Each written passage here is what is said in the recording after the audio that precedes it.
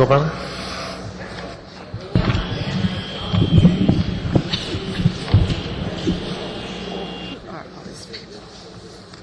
What is this? That's number 20.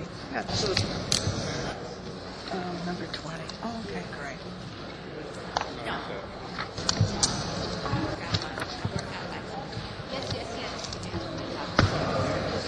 Okay.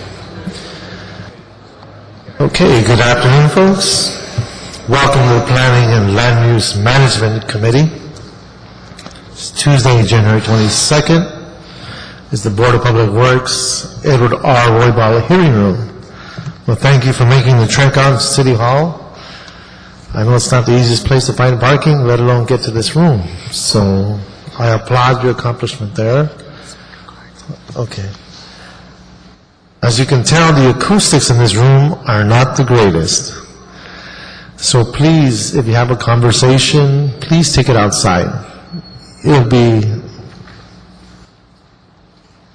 good gesture of courtesy for the person who is speaking and for all of you who are straining to understand what's being said. So I thank you for being here. I'm beginning the agenda. I don't have with me either Councilman Weiss or Councilman Wissaw. I'm understanding that Councilman Weiss is on his way. So I will begin. There he is. All right. Thank you, sir. We just made quorum. We're joined by the Honorable Councilman Jack Weiss. There are several items on the agenda. The bulk of them, I believe, items that pertain to the historic nature of the bridges, I will be continuing for next week. So and the reason being is I'm asking the Planning Department and the Engineering Department to come together and next week give us a clear understanding of the links between the bridges and the riverway. And so, which items are they, Mr. CLA? It's items 4 through 14. 4 through 14. I know they are time sensitive. We only have so many days to act on these items, so I will be seeing these items next week in the hopes that the Planning Department, along with the Bureau of Engineering, actually come together and just speak to the relationship and the links to the riverway. Again, when you look at the planning dynamics of these bridges, we need to understand where the arterials connect physically. Are there any physical opportunities to link to the riverway? How do we create continuity with that objective while not violating or taking away from its historic significance? So that'll be the challenge, and I know I'm dropping a bomb on the Bureau of Engineering. I don't mean to, but it's something I think we need to do in conjunction with the Planning Department. So that's what we'll do for those items. That's items 4 through 14, am I correct? Yes. Okay, so we'll continue those items, and we will hear those items next week. That leaves us with 2 special items, which are reports. We do have a consent item number 3. I see no cards on item number 3.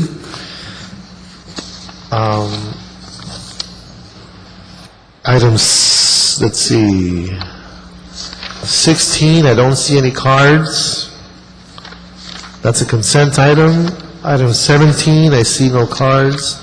These are cards submitted to speak. Seeing none, that's a consent item.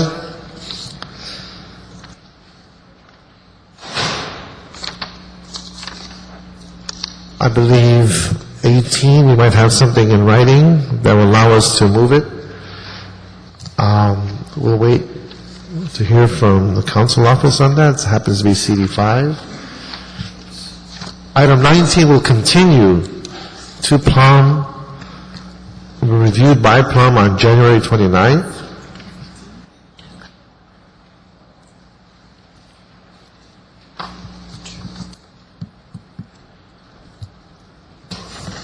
Number 20, we have some cards on that one, quite a few actually. And we won't have a report from the director on items 21 or 22, but I always thank her for being here when she does have a report, because it always gives us some insight as to how we are progressing in the planning department. Okay, so if we can get a second on the consent items, we'll move those. And we'll start with item number 1, Mr. CLA. Clay McCarter, CLA. Item number 1 for your consideration, a report from the Director of Planning relative to fiscal year 2007-2008, budget action number 147, case condition clearance and tracking system status. Good afternoon, Councilman Reyes and Councilman Weiss. For the record, Eva Yuan McDonough with the Planning Department. Good afternoon. Good afternoon. I'm here to report on the progress on the condition tracking and clearance system that the Planning Department is currently developing. As you know, historically, the Planning Department's conditions were on paper in our decision letters. In the past many years, anyone who wants to see the conditions will have to come to the Planning Department or get a copy of the decision letter in order to see all the conditions. And the condition clearance was also done on paper, and it was very cumbersome. And about 4 years ago, the Planning Department implemented the document information system. With that, now the customers can see the conditions on the internet, but still it's on paper. So 2 years ago, last fiscal year, Council and Mayor approved some funding for the department to develop a centralized electronic system to track all the development conditions and also for the clearance of it. And currently the department's in phase 1 of the project. Phase 1 is the development of the database and also start capturing day-forward cases. And today I'm here to give you a quick status report on how we've been doing. Right. And the phase 1 included identify the requirements, the feasibility study, and also the conceptual design and the architectural design. And we have completed the design of the system and and the development of the database. We're currently testing the database and with the users in the planning department, and we also have in our project plan to review the database design with the other city departments involved in the permitting and entitlement review process. And our target is to have the database in production sometime in the late spring, in April-May timeframe. But as you know, conditions are very complex. In order to do it right, and also developing the system that meets the department's new needs as we move forward on the reorganization of the planning department and a better way to process cases, we will, along the way, also re-engineer the way we do the conditions. During the budget review for fiscal year 07-08, Council also asked us to come back and kind of give a cost estimate as how much it will cost the city to capture older conditions. So what I did was working with planners and my staff, we have estimated about 50 pre-approved cases will be worth capturing, not 50, I'm sorry, 500. 500. Okay. Yes, 500 pre-approved cases are more significant. That zero means a lot, doesn't it? Yeah. 500. And we estimate about 50 conditions per case. However, as you know, some cases have hundreds and hundreds of conditions. So what I'm giving you is only an estimate. Without further analysis and examining of the cases, it's hard to say exactly how much it will cost. This initial investment that you speak to, when it comes to efficiencies and how the city operates, are the stakeholders such as the neighborhood councils, the chambers, the development community, are they going to be able to interface with these cases with a quicker time period? Can you speak to the benefits of what this will do in terms of efficiencies and timeliness? The benefit of having this is, one, all the case conditions, as soon as enter into the database, once it's final as the development conditions, it can be put on the internet right away because everything is electronic. Today, what we need to do is we have to wait for the document, scan the document, and put the pages on the internet. It's a lot quicker than the past, but still it's not the most efficient way. And not only that, today, for any stakeholder who wants to know the status of a clearance of its particular condition, you have to either call someone in the planning department or you have to come into a city facility to look for that information. But as we clear cases electronically and using the internet tools, that status can be on the internet right away. Like today, the case tracking information is on the internet as the data is being changed. Actually, it's what I call instantaneous. So the efficiency is definitely significant. But in order to get to the prior approved conditions that involve some investment, and as the city has a very tight budget right now, it might be something to consider, but we can also start capture those older conditions as they come across our desk without having to put a huge amount up front. How far are we going to backtrack? Is there a period of time that you think is most feasible? I think we should go back. The most recently approved cases should be captured first because those are the ones that will come to the planning department and other city departments for clearance. So the benefit would be more significant. However, there's some cases, even though they have been, approved for many years, they're still controversial or important. So as those come across, I think those should be captured. Okay. Are there any monetary benefit as a result of being able to capture that information? As the database is in place, they will have these tickler system as post-development monitoring dates in the system, and it can be triggered. If that, did I understand you correctly? I hope I answered correctly. Could the assertion be made that the City of Los Angeles is finally being opportunistic with technology, and as a result, those who would want to invest or those who would want to engage the planning process can go through that process in a more efficient manner, and it'll be less costly to do business in Los Angeles? I will say because it will speed up the clearance with the implementation of the database, it will be less costly to the developers because they will get the results much quicker instead of having to wait for us to find the information or do things on paper. It will reduce cost to both the city and the applicants. And the notion of accountability would be that much clearer for those who would be impacted by these developments. Would that be accurate?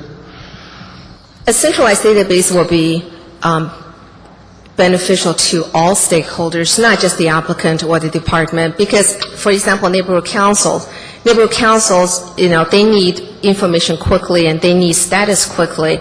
Using the internet and having the information readily available makes the neighborhood council more effective. So I would say this system will benefit all stakeholders. So I just want to describe the playing field that's being created because of these efforts, and that if we could start looking at the monetary impacts, it might motivate my colleagues in budget and finance to look at it differently as opposed to just another, this is the Ferrari of systems that, there's a real impact on this, and there's a reason for it. Any questions from my colleagues? Okay. Anything else you'd like to add? No, I'm also here for number 2. Okay, great. So I'll stay. And we do have our Director, Gail Goldberg, here, I think, as a backup. Well, I'm not a planner. I'm sorry. Please go ahead. This number 2 is based on council instruction to make a recommendation on the policy on keeping the community plan update cycle to an 8 to 10 year cycle. So what the planning department did was, first of all, I'm here to represent the financial part, and I will try to answer all the questions you have. Well, let me separate the two then. We'll move to adopt the findings in item number 1. Yes? That'll be our action on item number 1, so go ahead with item number 2. Okay, I'm Just want to make sure that's on the record. Okay. Okay, go ahead with item number 2. Okay. So item number 2 is to report back on the budget review action item on 148, community plan update cycle. And council instructed us to work with CLA and the CAO to come up with a policy recommendation. And I met with the CAO's office and I spoke with the CLA, and what the planning department have worked together to come up is a 10-year community plan update cycle. Please note this is only a proposal because the final decision on which community plan to work on is a joint effort. And based on this community plan update cycle, the planning department has also looked at all the requirements on staffing, on technical work, which means contractor work, and also support staff in order to do the community plans well. We want to have plans, and we want to have plans that will be used by the city and be used by the citizens of LA. And the cost is the last sheet. It's based on a strategy developed with the planning department and the CAO that is per plan. It's about the first year cost is about $530, second year is $505,000, and third year is the lightest because the technical funding will have already been in place. So that will be $305,000. Based on that, we're recommending, or we're putting forward this cost policy, and we're recommending that council adopt the update cycle pending review, and also adopt a funding policy in the next 5 fiscal years.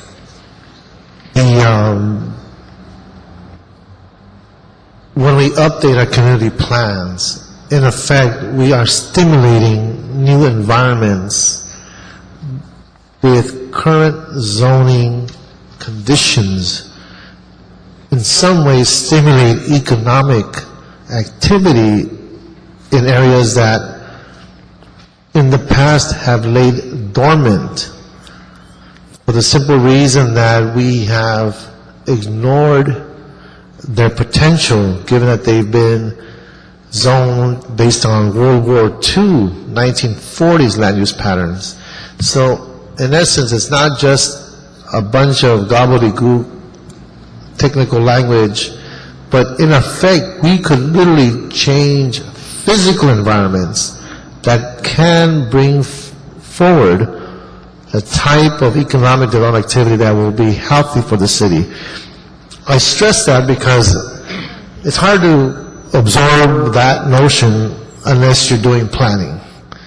And I say this for the record, I'm hoping it's in the report, some of my colleagues happen to read this, which I hope they do. They understand the significance of these community plans, not only from a healthy city point of view, but from a economic development point of view, because sometimes we don't spend the pennies in order to gain these significant dollars. So, Director Goldberg. Thank you very much. And Chairman, you are exactly right on. These plans are absolutely critical to not only creating a healthy and prosperous city in Los Angeles, but also making us a much more business-friendly city. One of the quandaries that developers have in this city right now is they don't know what we want. And we make it reasonably difficult for them to do any kind of project, whether it's something we want or we don't want. So the intent of these plans would be to work with the community and the council to create a clear vision of what it is we want, bring it to the council with a zoning ordinance that changes the zoning and implements the tools that would be necessary so that we begin to make it easy for the development community to do the kinds of projects that we want to have happen in our city. Thank you very much. With that, I'd like to recommend that we adopt the planning recommendations on this item, and to keep me abreast when it comes to budget and finance, and maybe I can join you just to make that appeal as well. Thank you so much. Thank you. Thank you, folks, for your hard work. Before we go on, Chair and member, there was a request to continue item number 18 till next week in committee, and that would be until the January 29th meeting with council the same day. I mean, it's council the same day as it was originally scheduled, which would be February the 5th. Okay, so that's item number 18. Correct. To be continued, seeing no cards. Okay, let's do that. We're going to have one heck of a meeting next week. Okay. All right. With that, we'll go to item number 15, consideration of an appeal filed by Carol and Hillary Smotherman from the entire determination of the Director of Planning's approval relative to 11951 West Riverside Drive. Okay, is the council office here on this item? Would you like to speak first, sir, or? Okay, last. Okay, we have the planning staff come forward and brief us on this one.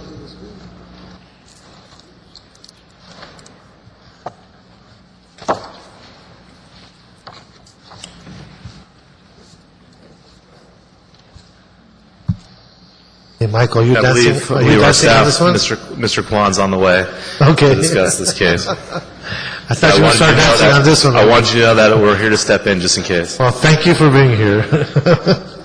Sorry, Mr. Chairman. Frank Kwan with the Planning Department.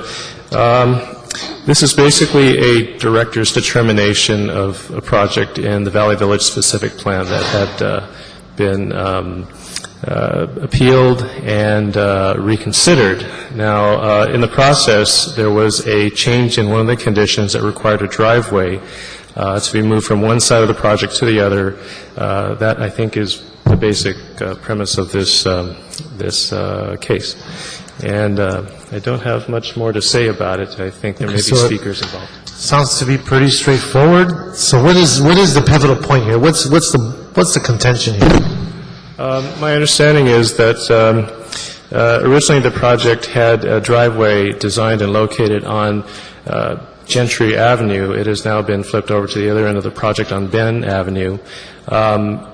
Because of a slight difference in grade on the project, there's like a 1-foot grade differential, and there's a height limitation of 30 feet. It becomes a very narrow or slim building envelope in which a developer can build.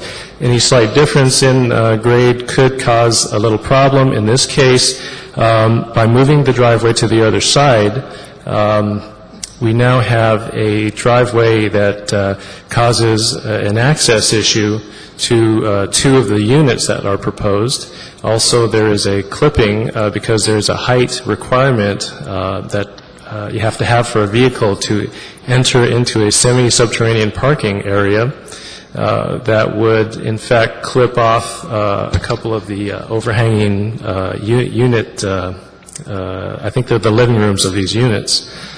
So that's basically the point of contention. Okay. All right, let's see. Now, who's appealing this? We have the appellants here. We have filed by Carol and Hillary Smotherman. Dale Thrush from Council District 2. This is actually a Section 245 motion submitted by Councilmember Gruhl in response to the South Valley Area Planning Commission's action on the Smotherman appeal. So there is no appellant here today. Okay. All right, so we have with us Beta Fulton and Darlene Kuba and Kenneth Jacobs. Please come on up.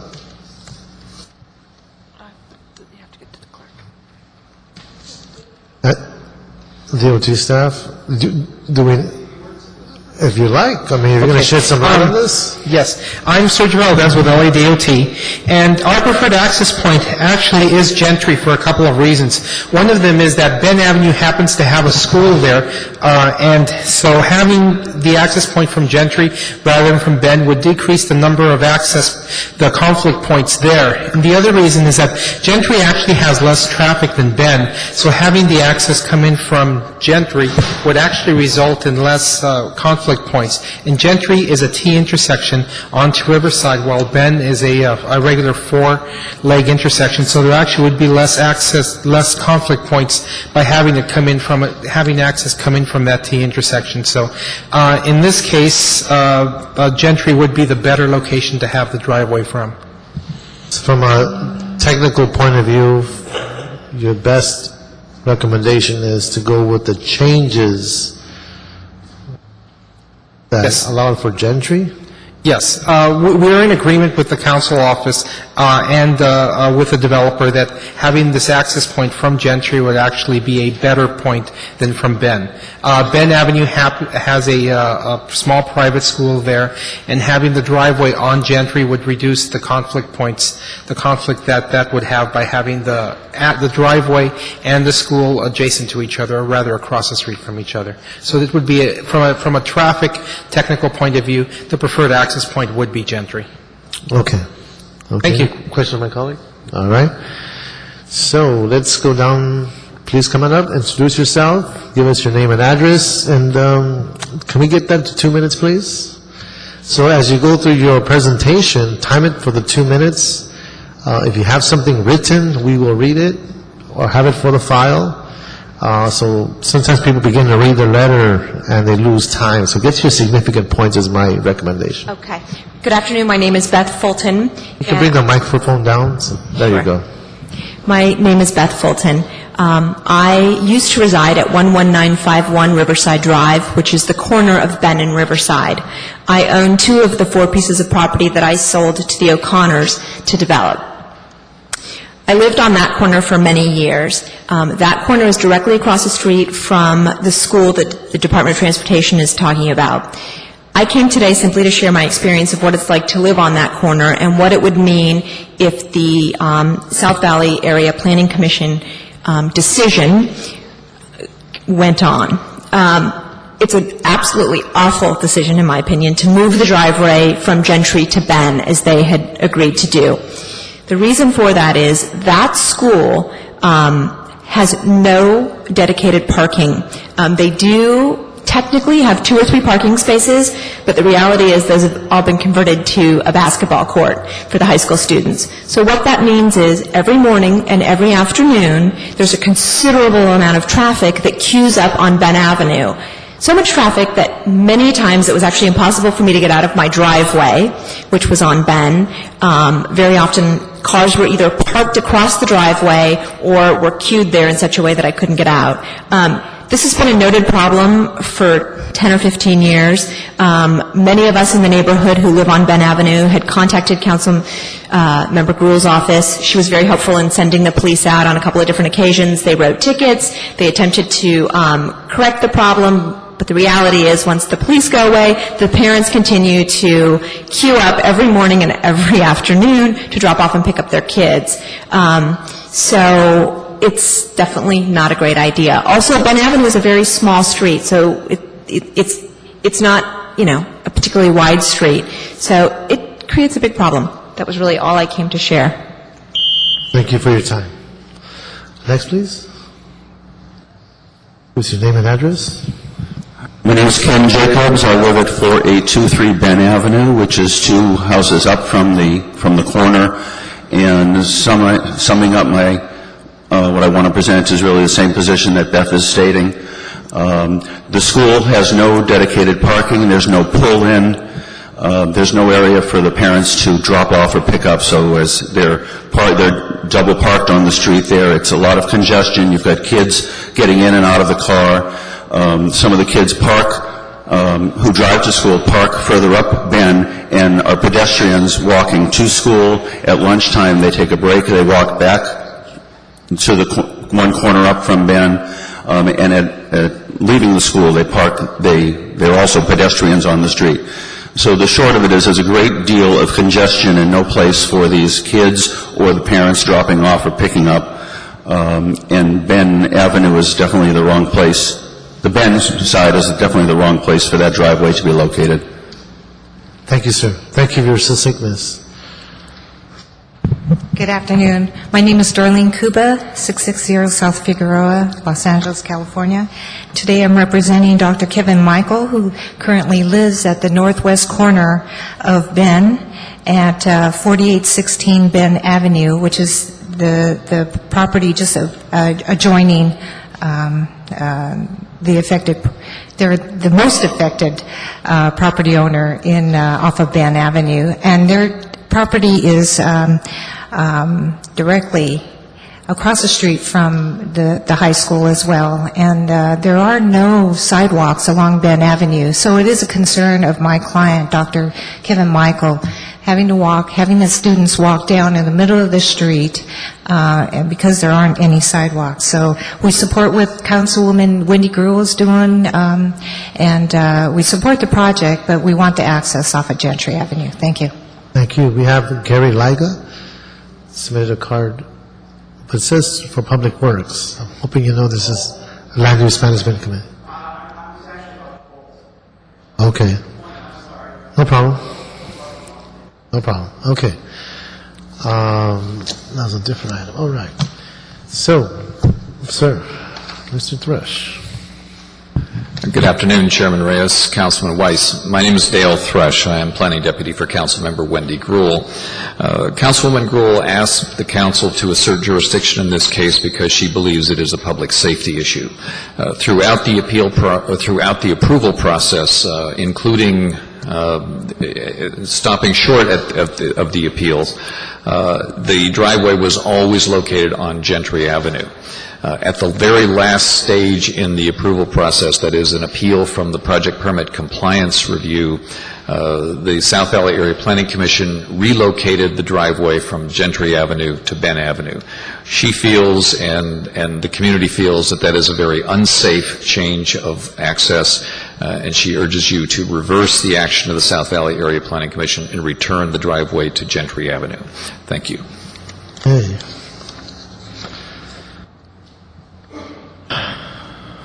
All right. So, Madam Attorney, help me on this one. It's a 245. You've taken jurisdiction. You want to follow a recommendation of the council office, I assume, right, Councilman Weiss? Sharon Cedar of Cardenas for the City Attorney's Office.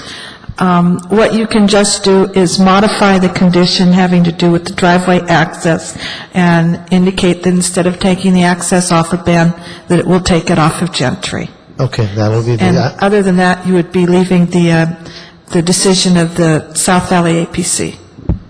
That will be the action of this committee. Thank you very much. Are we granting the appeal in part? Is that essentially? You're just modifying one of the conditions of approval. Thank you very much. Okay. All righty, next item. Okay, the next item for your consideration, item 20, appeal filed by Bill J. and Gertrude Kappas from the entire determination of the North Valley Area Planning Commission relative to property at 17091 through 18145 West Chatsworth Street and 10725 through 10835 North Zelza Avenue. Okay. Believe me, I know. Good afternoon, Mr. Chairman. Frank Crum with Planning Department again. This is a case that went before the North Valley APC. It involves Kohl's department store. The determination was made by the North Valley APC, and basically it is now being appealed in its entirety by the appellant. As you can see, if you have the determination letter, it involved the disapproval of an exception of a specific plan. And then we have two variance issues relative to requesting a variance from some Q conditions on the maximum floor area, along with several other entitlements. I think for this case, because the North Valley APC did approve the variances and the conditional use requests, along with the request to reduce parking under a shared parking program. These are primarily the reasons for the appeal, although it is the appeal is for the entire decision. Of course, I represent the commission, and I stand behind their decision. Any questions you have, I will be available to answer them, and it sounds like you have some speakers, so I'll... Yes. Well, we have a healthy number of cards here. What I'd like to do is ask those who are for the proposal to stand. Okay. Thank you. Those who are against the proposal, please stand. All right. Thank you very much. Now, I know everyone would like to speak, but I have a funny feeling I'm going to run out of time. So are there key speakers of each side that can give the position of each side? Or what I can do is take everyone, but at 1 minute, so that you can state your position and your reason why. Okay, we'll start with, yes. I was just going to say, Mr. Chair, I will have to leave sooner rather than later, and I would recommend to the parties that it's more persuasive if you pick a key speaker or two or three and let them make the case rather than everyone repeating the same points over and over. Just my recommendation, they do what they want to do. What tends to happen is that we're all taking one position. We seem to hear the same thing over and over again, which is your privilege. But I'm running out of time because I know I'm going to lose quorum. And so,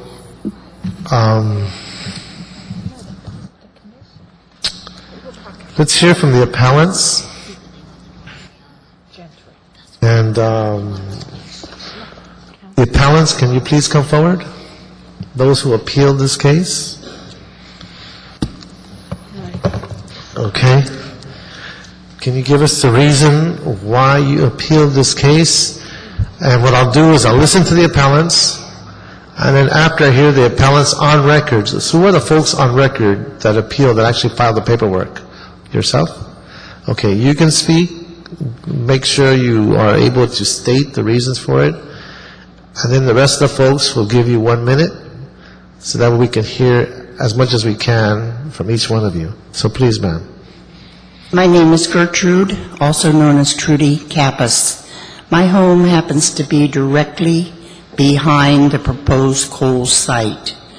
I have been very concerned about this because, number one, the size of this store, it is not a community store. It's a regional store. They're proposing to back the back of that building up 10 to 15 feet closer to my property line. I have gone to different realtors which we have dealt with in the past and asked them what type of an effect would this be with our property and the properties that are adjoining this center. Every realtor that I spoke with said just the fact that we're right behind the shopping center drops the value of our homes approximately 10%. And with a major box store the size of Kohl's, we can look to lose at least another 10%. This is one of my things which I'm concerned about.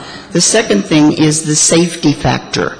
With Kohl's being a regional type store, we're going to be pulling in people from all over the area, San Fernando, Pacoima, all different areas around there. I'm concerned about the safety factor and the crime level, which is going to happen. And definitely, since they've also asked for extended hours, both late at night and early morning. These are all things which will affect us personally, affect the property values of everyone around us. And of course, the traffic is another issue with the thing. We actually, just to show you what is happening with the Ralph's Market, which was where proposed Kohl's is to go, at Christmas time I had to go next door to Rite Aid to get a prescription for my grandson. Please continue. Go ahead. And I could not find parking in that parking lot. Yet they're saying there's plenty of shared parking. If so, where's it at? And how will we be able to get into the stores over there, which we need to get into? And these are just a few of the things, and I think if each and every one of you would ask yourself, would you like a Kohl's next door to your house? You'll see what we're talking about. Okay. Thank you very much. Are you sure you said everything you wanted to say? I think so. Okay, I just want to make sure that was clear. I don't want to go into a lot of detail because I think you're all smart enough to realize what I'm saying. I appreciate that. Thank you. Thank you. Oh, I had one other thing. I noticed in the letter which I received that there will be a second hearing on February the 6th. Is that And accurate, Madam Clerk? Do I ask... This item will be heard on February 6th On in February council, 6th. in city council. Right, okay. My grandson is due for surgery on February the 6th. I cannot attend that hearing. Can we get a setback on it or get that changed? As an applicant, can we reschedule this to accommodate the appellant? The time limit is the 8th, and that is a Friday. If we did so, we'd have to announce it at this hearing. And I think that Friday is off-site, too, so it may be... It would be in the valley? Yes. So February 8th is a Friday, right? The 6th is on a Tuesday, I think, isn't The it? 6th is a Tuesday? Is it Wednesday? That's Wednesday. Wednesday? So the last day to act would be the 8th to accommodate the appellant. Would that be appropriate or be okay to do that? For the record, Sharon Cedar of Cardenas. Before we go on, sorry to interrupt you, Chair. I just looked at the calendar. The 1st is a Friday, and that's the meeting that's going to be in Van Nuys. So we'll be here in City Council on the 8th. On the 8th? Yeah. Okay. So it can be set back to the 8th? Since the 8th is the last day, you could schedule it in council for that day. To accommodate the appellant, we can move it to the 8th? Fine, thank you very much. Okay, and good luck to you. Thank you. Okay, now, she's the appellant on record, so we'll give you 1 minute each to magnify any points that she might have made. Please give us your name and address. Okay, my name is Richard Fiss. I'm from Granada Hills and representing the Old Granada Hills Residents Group. You just heard Gail Goldberg speak of the value of community planning. Approval of this project as it is planned basically tells the community that the planning department is worthless. The project violates many provisions in this specific Granada Hills and community plan, and the Planning Commission overstepped their boundaries by just overriding the queue conditions. The neighborhood and the general community has overwhelming opposition to this project as planned, mainly due to the size of the coal store itself. All the neighborhood councils in the surrounding area and the neighborhood has opposed the project.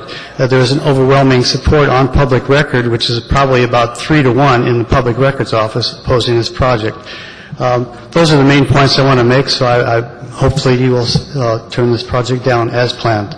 Thank you, sir. Thank you. Next speaker, who's your name and address?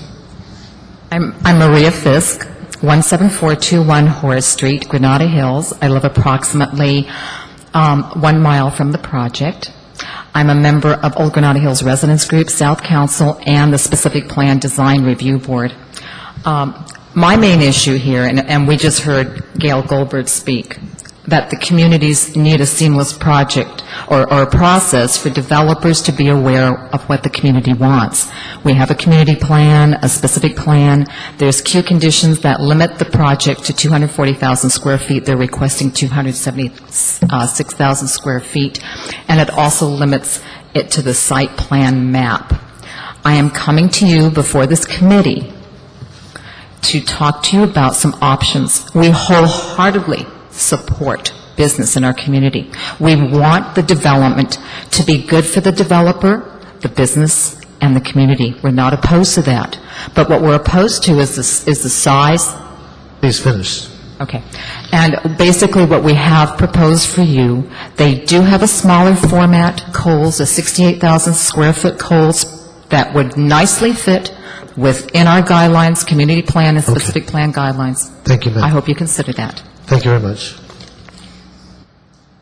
Please give us your name and address. Yes, my name is Linda ClausRomney. I'm at 17828 Tribune Street.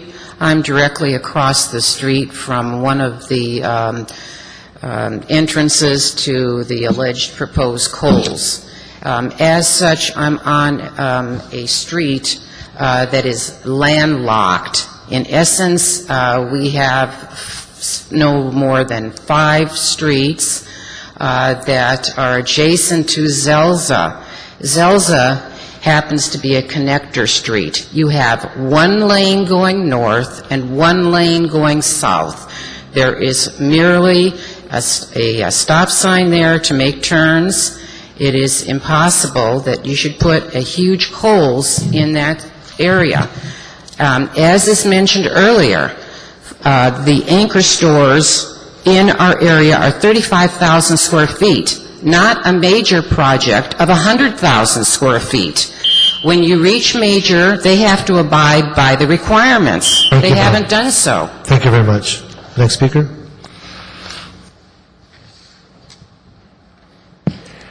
Hi, my name is Barry Beers. I live at 17950 Tribune Place in Granada Hills. Tribune Place is a cul-de-sac street directly behind the Kohl's proposed expansion. Like Gertrude, we are adjacent to, we are within 20 feet of the existing store. As far as I want to speak about the opposition to this store, within written opposition, there's been over 1,000 letters and petitions sent to councilmen and commission planning. 640 in a petition, 218 letters to Councilman Greg Smith, 235 letters to North Valley Area Planning, and over 100 letters to the LA Department of Planning. I have canvassed my entire block. And out of the approximately 20 houses that are on that block, 2 are in favor of Kohl's, and the balance are opposed to Kohl's, and vehemently, because we don't need the traffic or the superbox store. Thank you very much. Next speaker. Yes, my name is Eric Mansker, and I'm a member of the Old Granada Hills Residents Group as well. I'm a representative for the South Council, Granada Hills South Neighborhood Council. And one of the issues I want to speak to is one of the variances that they were allowed, which was 5 days of that they can on their hours. Now, as far as I'm concerned, there's no way to enforce that 5-day limit on how late they can stay and open up, because there's just no enforcement for you. I don't believe that with the national advertising budget that a store like Kohl's has, that you can adequately fine them, if you fine them at all, for the hours that they will take up. I know for a fact they will go over, because a half hour of those early mornings, they're limited to 5, they ask for 10, but I do believe that they will go over that 10-day, that 5-day period. Thank you, and there's no way for you to enforce it. Thank you very much. Next speaker. Hello, Sherry Mann, 17353 Los Alamos Street, Granada Hills. I'm opposed to the size of Kohl's. I notice already there are houses across the street for sale by Regency who is building this. They remind me of the carpetbaggers that came after the Civil War and came into a community and said, this is what you need. Kohl's only has 2 sizes, huge and small. They would do very well in our community as a small store. I am really concerned that I've noticed in Fallbrook at the Kohl's, it's the largest store there, which they probably got variances there too. There's no places for wheelchairs to walk in front of it. It's not for the community. They did not come into the community. They're from Wisconsin. They know nothing about our community. They didn't come in, look it over, suggest, work with us. I'm very disappointed. I wish we could afford a bus to bring people into a post. But the community counts. Quality of life counts. Kohl's will succeed if they're smaller. Thank you very much. Next, please. Yes, my name's Gary Lay. I live at 17050 Tribune Street, and I'm at the other end of the valley, but I use this lot all the time because I get my mail there for one. Post office is there. And I brought you some pictures.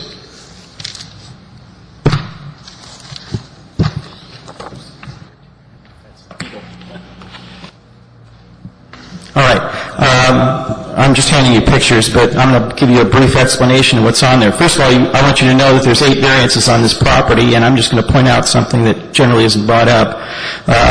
Picture number 1 is leaving the lot on oncoming traffic on Zelza. Picture number 2 is a view from the lot after Coles. More traffic pushing to a busy Chatsworth. And we're proposing not letting traffic leave onto Zelza, so that leaves you with one tributary to leave. Then you see some high school students going to school, plus the traffic in the morning. And then you see a reduced parking due to the size of Kohl's on the site, and the fact that there's a third clothing store that went out of business in the area. Thank you, sir. Okay, Thank you sorry. very much. Next. My name is Donna Mcardle. I live at 11102 White Oak Avenue in Granada Hills. I live a quarter of a mile from the proposed Kohl's. My objection is that if this building is allowed to be built, it becomes a big building, and that can't be changed. If our laws, our ordinances, our zoning is ignored and overlooked, that it says to the other businesses who are working within the law that they are fools. We just ask that you consider the appeal and have them build a smaller Kohl's. That we would welcome, and that would we would want that to succeed. Thank you. Good day. My name is Jim Summers. I live at 17435 San Fernando Mission Boulevard, about a half a block from the proposed plan. Our contention, our main contention is that the people proposing the site, they have not shown, according to LA Section 11.5.7 on exceptions to specific plans, any of the reasons to have an exception or any of the reasons to have a variance. So I'm asking the committee, look at the findings. We believe that the APC did not look at the findings. The original letters from findings from Frank Kwan of the Planning Commission really shot down the project in almost all points. And I'm very disappointed the APC. They are obligated by law to look at the laws. So there are no exceptions. There are no special conditions. The only reason on this is they want to make more money. So thank you, sir. Thank you. Thank you very much, sir. Hi, my name is Dave Rasmussen. I live on 1759 Tribune Place, right behind the shopping center. I just wanted to address the safety issues concerning the 2 schools that are nearby. There's an elementary school and a high school with kids, walking back and forth to school, crossing a stretch of street between Chatsworth and Lindley that right now is very busy, and with the new shopping center it's going to increase even more. And also the high school students use the west parking structure there for their parking, and this is where Kohl's claims that employees are going to park, which I don't see happening, because how are they going to keep the high school kids out? So in that respect, it's going to be a really bad and safety-wise issue for kids walking to and from school and such. Thank you. Thank you, sir. I want to pause for a second. I've lost quorum. I was trying to get through this as quick as possible so we can have a committee recommendation. But now that I'm a committee of 1, this will be a report to the city council. Communication, that is. Okay, communication. I'm neutered even more. As a communication, the chair will provide a statement to the council as to what happened in this committee, which means we're going to have this hearing again. City Council. By law, we will have to open up the public hearing. You'll be able to speak again, and the council, on a semi-judicial role, will act based on the evidence presented to the full council. And that will be the role and purpose of that meeting. So that being said, I'll ask the other side to come and make their statement, and it'll be a communication to the full council, and we'll go from there, and hopefully it's not raining that day, but Fridays tend to be ceremony days, which means we probably won't get to this till much later, because we have council honoring and presenting certificates to a large number of people, so I can't guarantee you a time. We start at 10 a.m., and sometimes we go as far as 1 o'clock. And maybe we'll get to the business at 11, 11:30 if we're lucky. So it's a full morning, and I don't have a crystal ball, so I can't tell you how long they will take. That being said, we'll open up the comments to the other side. If you choose to spend this time going through this presentation, but we're going to have to do this all over again, my communication will not be having any real weight as to what should be decided. So it's up to you. You can beat traffic if you leave earlier, or we can go through the process. It's up to you. But Mr. Armbruster, are you representing the applicant? Yes, Councilman, I am representing the applicant, and although we will have to go through the process once more, I would like to make my points, and these folks, local Granada Hills residents, have come out, spent all this time to come out and support today. I'd like to, I know they'll be very brief, and we can do 1 minute each. You can do your presentation. We can move on. Okay, would you like me to move on, do my presentation first? Please. Okay, thank you. Promise not to take.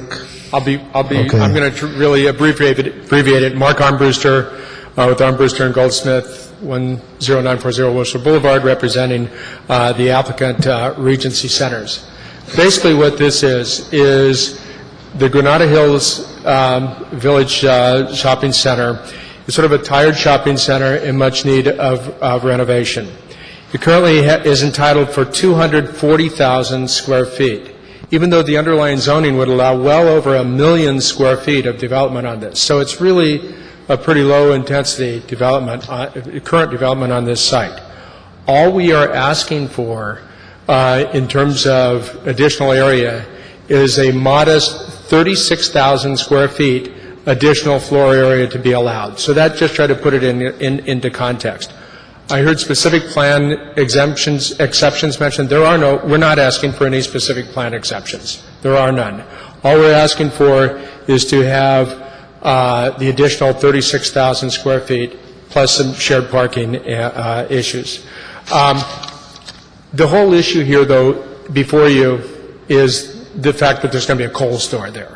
People saying Kohl's is out of character with the neighborhood. Kohl's is a big box, and so on and so forth. In point of fact, we think the store is very much in character with the shopping center. There are other major national chain stores at this center and directly across the street at the center there, Office Depot, Orchards, and other things. This Kohl's store replaces a supermarket which generated a lot of traffic. I'll be very brief here. A lot of traffic, and so we think it is very much in character. And the Area Planning Commission had an extensive public hearing to analyze these. All we want to ask you, and I guess I will now submit these. I've already submitted these to Ms. Greaves, but we have some technical corrections which we were going to ask the committee to recommend, and those will be done at City Council now. Right. And we also had a couple of minor modifications with regard to hours. So I'm assuming that you'd rather me get into those at the council. Let's do that because that's what's going to matter the most. Okay. Okay. We can do that, and but those are in the record. That's fine. We'll review them beforehand. Okay. Thank you. Thank you, sir. Okay, that being said, we'll go through the list because I know you made the long trek on both sides. It's not an easy thing to get here. So, again, if you keep it to 1 minute, if you feel compelled to speak. If you don't want to speak, that's fine too. So we'll go with Stanley Franklin. Like to come on up. Jean Denny, if you wish to come on up. Let me do it this way. How many people feel compelled to come to the microphone? Please stand. Let's you line up and let's get started. Follow right behind Mr. Franklin. Okay.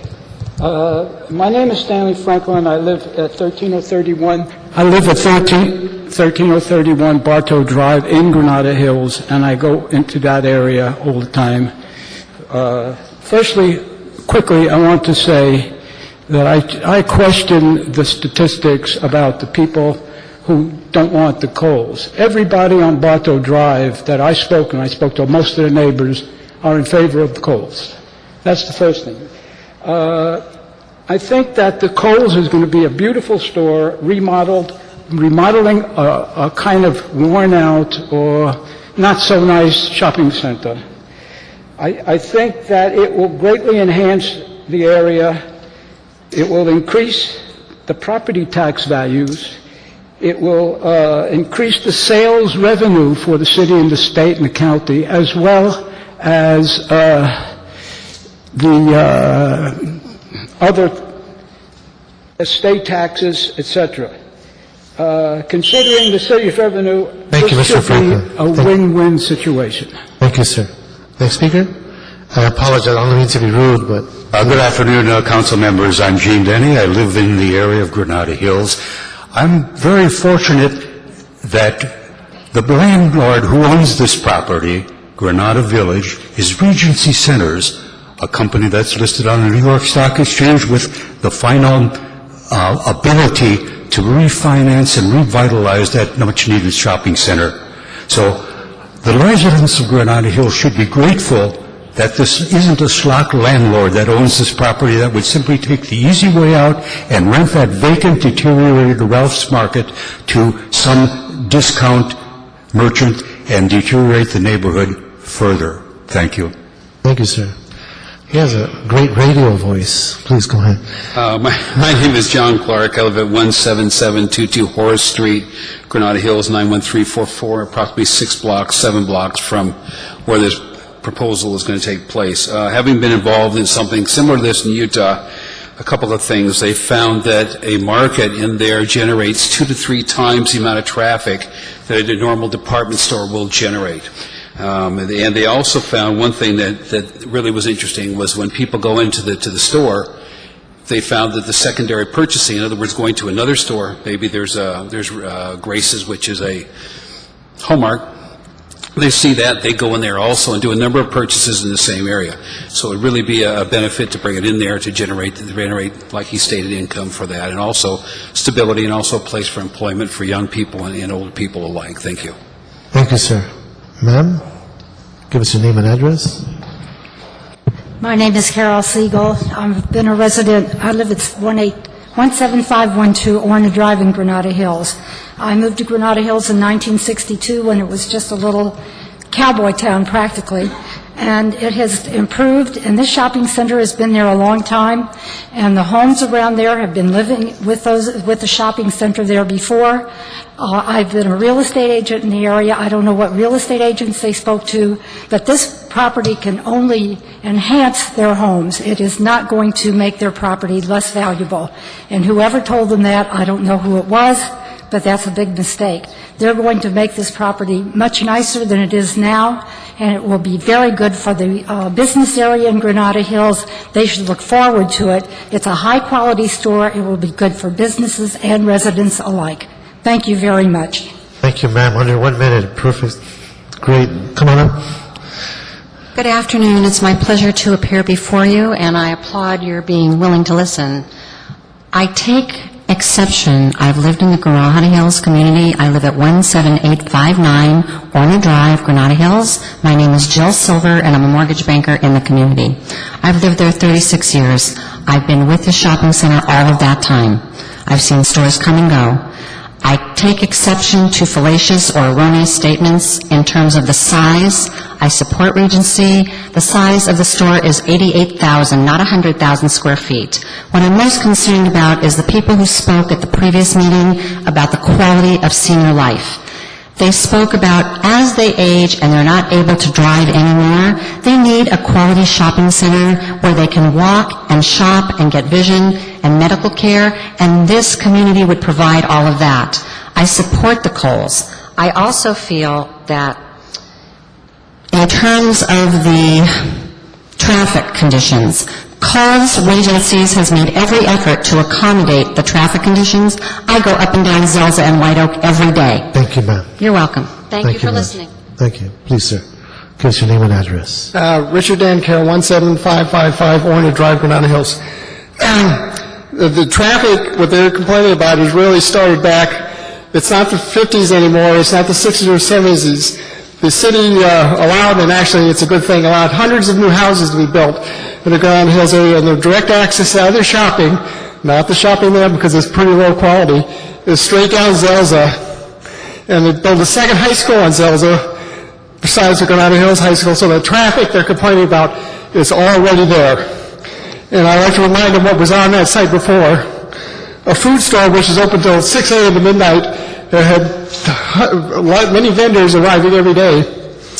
And then a bowling alley was there before, open 24 hours a day. And also on that same shopping center used to be a theater, which is open to 1 and 2 o'clock every day, and had hundreds of patrons to that movie theater. Thank you. Thank you, sir. Next, please. Good afternoon, honorable council members. My name is Fred Reiner. I live at 12612 Lithuania Drive in Granada Hills. Been there since 1974, 34 years. As you know, the status quo is not sustainable, and it is not obtainable either. Status quo will only lead to a downward spiral. Look at the Super Kmart store on Plummer and also on Corbin Drive, which is by the Northwood Shopping Center. The new Target, which is now open, has indoor parking.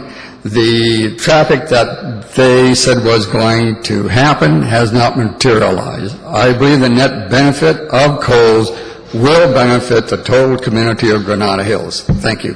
Thank you, sir. Next, please. Yes, my name is Joan Lepman. I've lived in Granada Hills for 43 years, and a change is needed to upgrade the community, and I'm just disappointed that other people are not happy about having this in progress, and it's very much needed to have, and thank you. Changes are very needed. Thank you. Thank you, ma'am. Sir? Good afternoon. My name is Pete Biagiotti. I've lived in Granada Hills for 30-some-odd years. I live at 11308 Andersall. I am very much in support of Kohl's and Regency Centers. Number one, Kohl's is a middle-class department store. Granada Hills is a middle-class community. Number two, the existing shopping center has 5 vacancies, some of which are quite substantial, one of which is at least 3 or 4 years old. East of this proposed renovation of a shopping center, which needs it desperately, for 4 blocks is Chatsworth Avenue, which has four blocks, which I would refer to as Main Street, Granada Hills. There are 16 vacancies. Where do we go with all these vacancies, ladies and gentlemen? I think we're going the wrong way. I also would disagree with many of the comments that were made today as to the adequacy that were made by the opposition. Thank you for your time. Thank you, sir. Ma'am? Hello, I'm Sally McDonald. Hey, Sally, you can lower the microphone if you like. There you go. I'm Sally McDonald. I've lived in the San Fernando Valley for many, many years, as you can tell from the color of my hair. And I have observed North Hollywood go down the drain. I have observed Panorama City go down the drain. And I don't want to see Granada Hills go down the drain. Thank you. Thank you, ma'am. And sir, last but not least, give us your name and address. Oh, one more. Okay, come on up. My name is Byron Bonador, and I've lived in Granada Hills for the last 38 years. I'm a registered professional engineer, and I was working in the engineering department of the city of Santa Ana in the late 50s, and Hugh Neighbor was the city engineer. And at that time, under his direction, we prepared a master plan for the revamping of downtown Santa Ana. That plan was totally rejected by the existing community. Today, if you care to, go to Santa Ana, and you will find that that has become a shooting gallery for drugs. It is now dilapidated, and it is a slum. The Granada Hills Center is now starting down that same trail. I forgive you, for example, across the street they've just opened a very new thrift center. of which people who are running it are of questionable repute, and they will bring others in like them. Thank you, sir. Thank you very much. Okay, last but not least, give your name and address. Councilman Reyes, good afternoon. My name is Pamela Franklin. I live at 13031 Bartow Drive, Granada Hills, and have lived there for the last 19 years. I will not bore you with all the repeating that my predecessors have made, which I concur with all that they have said. Okay. Just one item I would like to bring to point is that as a senior, it would be great to have a store that caters to my group. And also, there are many seniors that live nearby who do not drive, and they will also benefit by having a Coles that they can. And there is also a retirement home in the next street. That means they can also come over and enjoy this department store. Thank you. Thank you so much, and I do want to apologize that we don't have a quorum today, but we will see this issue again in full council. And what's the date for that? Just one moment, council member. I noticed that it is in council on the 8th, as we suggested that we change it from the former date of the 6th. So we're shooting for February 8th, and welcome back to City Hall on that day. Thank you very much, and this will be a communication to the City Council. Madam Attorney, anything else? Actually, And what is your communication? we have to make sure that we get a You want recommendation. to make a decision right now? You're going to put me on the spot? Given the evidence and looking at the map and seeing the, understanding the posture of the City Council, I'm mistaken, the council members rep here, representative for the council? So come on up and just give us your position as part of the communication. I did not want to beat you to the punch, but I want to make sure I heard your position on this. Good afternoon, Phyllis Swinger, Planning Deputy to Councilman Greg Smith. The councilman submitted a letter prior to the original action. Most of his requests were incorporated and the changes were made. He has reviewed what was asked today and finds it acceptable, so we're holding to the original recommendations and are comfortable with what is being proposed. So given that your concerns have been addressed, changes have been made on the project, and therefore you support the project, that would be the communication from this committee as well. Okay, so you're going to deny the appeal? Yes. In essence, denial of the appeal? And modify the And condition. with the modified conditions as recommended by the applicant? Yes, that would be the communication for this committee. Thank you. Okay? That's our action. Anything else, Mr. Sealy? No? None? Okay, anybody here for public comment? Seeing none, this meeting is adjourned. Sorry, Council.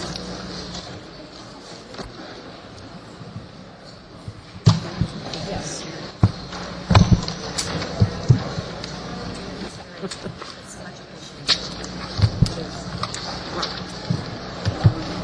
I'm the city attorney. What's your name?